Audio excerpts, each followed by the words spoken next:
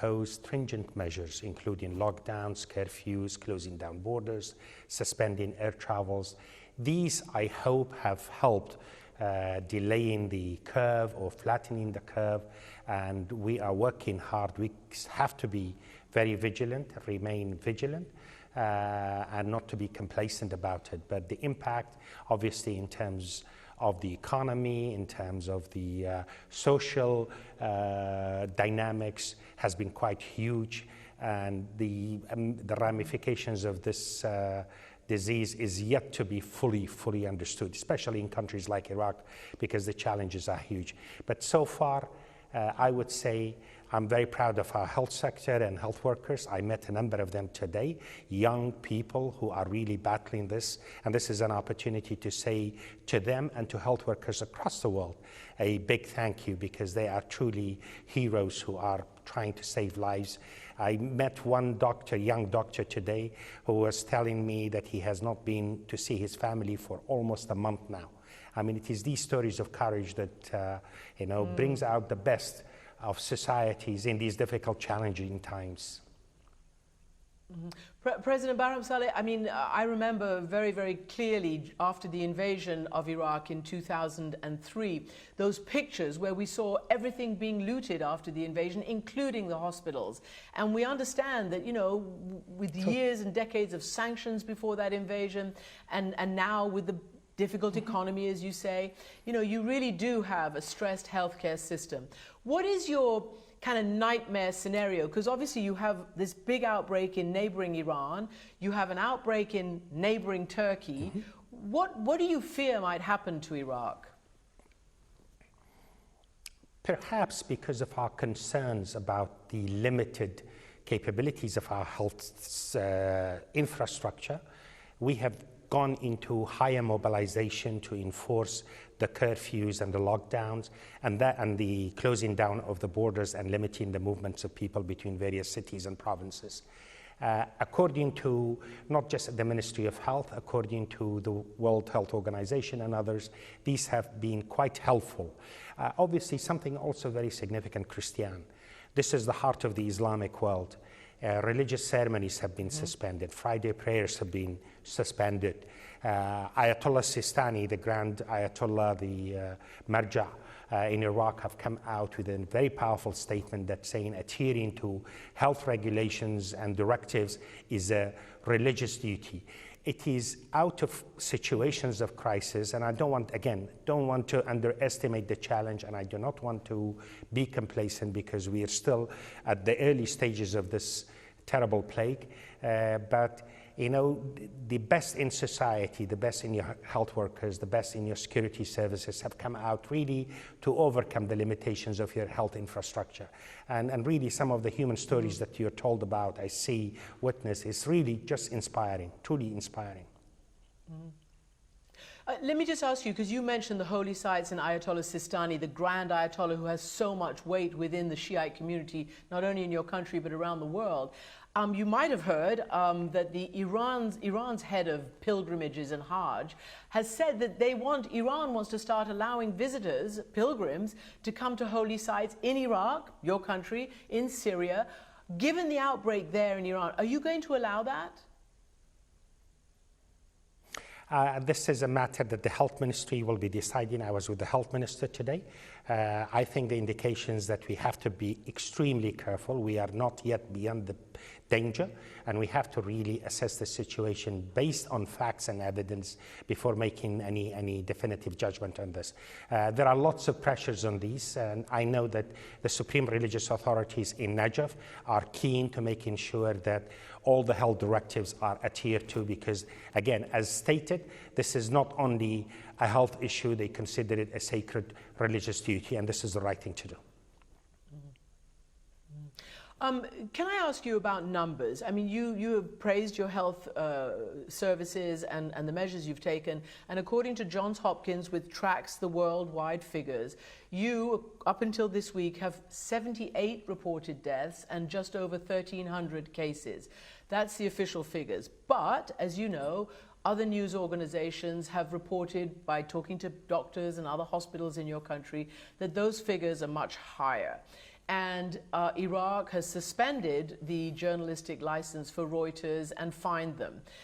I wonder what you think about that, and whether you're not a little bit worried that when you start cracking down on truth tellers, you could have a situation like they had in China, and things can just get out of control if there's no transparency.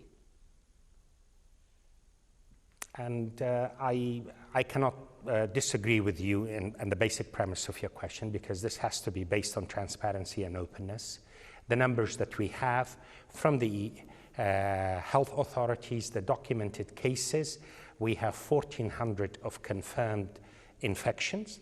We have had 78 deaths, as you said, and we have had so far 766 recoveries. Today was quite an interesting day. We have had no deaths. We have had 44 recoveries and 22 infections. I want to assert that these are the documented cases. As WHO has said,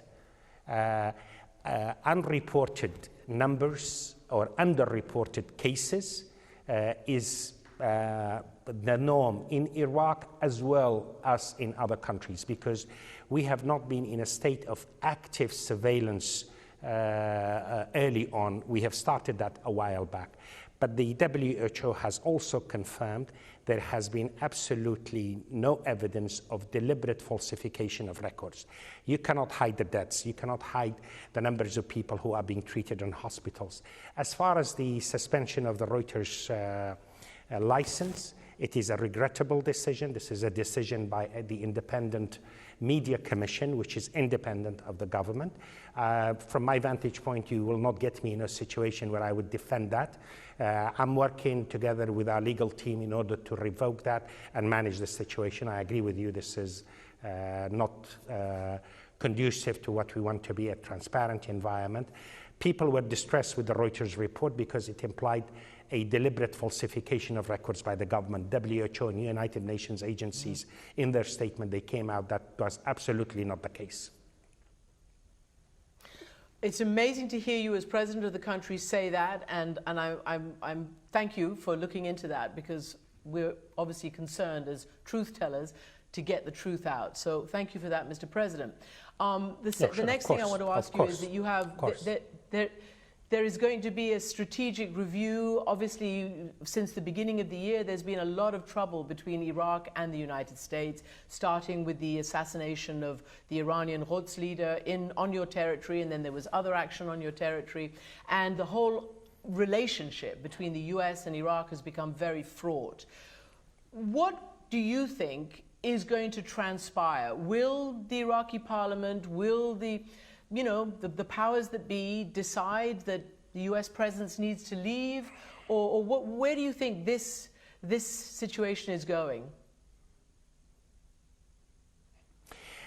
First and foremost, let me put things in proper context. This is really uniquely challenging times for a country like Iraq. We have a political crisis. We have had our government resign for the last 3 months, and we are trying to form a new government. We just appointed what people call the former head of intelligence, or the head of intelligence of the country. But this gentleman that has just been appointed was a former journalist, a human rights activist, and is quite well known in the human rights circles. So usually in the Middle East, when you talk about a head of intelligence, it comes down with certain connotations. Mustafa al-Kadhimi is of a different kind. I want to think of him as a journalist, as the thinker, as the human rights activist. One thing is also very important about this whole process. Iraq is a country in profound transition, and we have many problems that we deal with day in, day out. We have been trying to put this government together, but we have stuck to the constitution and we have stuck to the parliamentary process.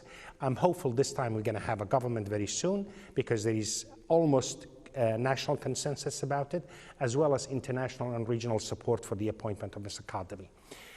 One of the big issues before him will be in June to start the strategic dialogue with the United States. United States has been involved with Iraq in a very active manner, definitely since 2003. This relationship needs to be put in a proper context and in a proper way. We have the strategic framework agreement, that what we call. We need to elaborate on these, including the status of American and coalition forces that are present in Iraq. I am sure by June, hopefully with the new government, we will have a very, very good conversation, a good dialogue that will be respectful of Iraq's sovereignty. And let me come to this very important issue, Christian. If you go back 2003 to today, probably the most important factor why Iraq has not been entirely stable, has not been entirely at peace with itself and at peace with its neighbors, is the lack of a strong sovereign state in Iraq. A state that is able to affirm rule of law in the country and to conduct balanced relations with its neighbors, as well as with the international community, including the United States, based on respect of its sovereignty. I hope this theme will be what will be the guiding principle for our dialogue. At the end of the day, our strategic partnership with the United States, with Europe, with our neighbors are very important. This country has seen so much conflict over the last 40 years. You referred to 2003 and the looting. I can tell you Iraq has been in a state of conflict since 1979. Sanctions, genocide, you name it. This country needs a reprieve. And I would dare say also, with Iraq stabilizing, my hope is that this will be a catalyst for a much better order in the Middle East. And you would know that better than most. Barham Salih, thank you so much indeed for joining us this evening. Thank you.